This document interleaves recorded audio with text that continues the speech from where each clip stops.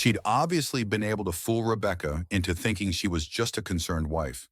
As long as the doctors didn't find her a danger to herself or others, they'd have no choice but to release her after 72 hours. I felt lost and overwhelmed, so I did what any husband in my position would do. I called her mother. I didn't want to, believe me. Her mother, Marianne, and I were never on the best of terms. We'd never fought or anything like that. She just wasn't a very warm person and wasn't really easy to get along with. She hardly ever smiled, and when she did, only her lips would move into a thin-lipped smile, leaving her eyes as blank as before. She gave off this aura that felt like she was permanently on the offensive. I'd only met her twice, and both times were for such short visits. I got the impression she didn't approve of me for her daughter.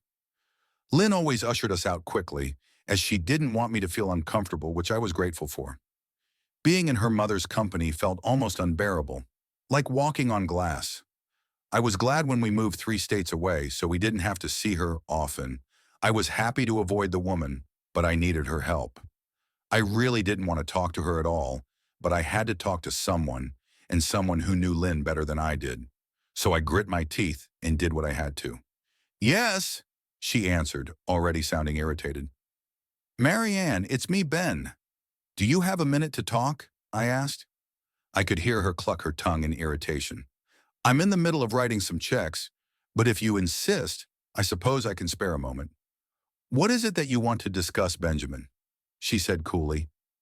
"It's about Lynn. She's been acting strangely, and I was wondering if you had any idea whether there was something—" I was quickly interrupted.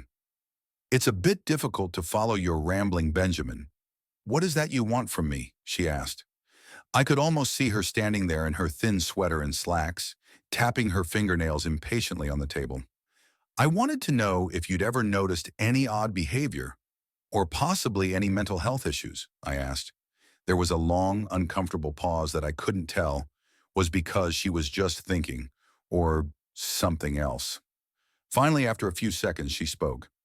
"I'm not sure if this is one of your jokes, Benjamin, but if so, I don't find the humor in it.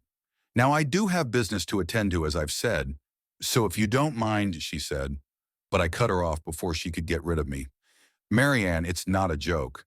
I'm sincerely concerned about Lynn's mental health. Her behavior has been very erratic lately. I'm very worried about her, and I figured as her mother you would be as well," I said, my frustration evident in my voice. "If you're truly concerned, then I suggest you get the health professionals involved. I don't know what you expect of me." She snapped. I could tell she was seconds away from hanging up, and for some reason I was desperate not to let her.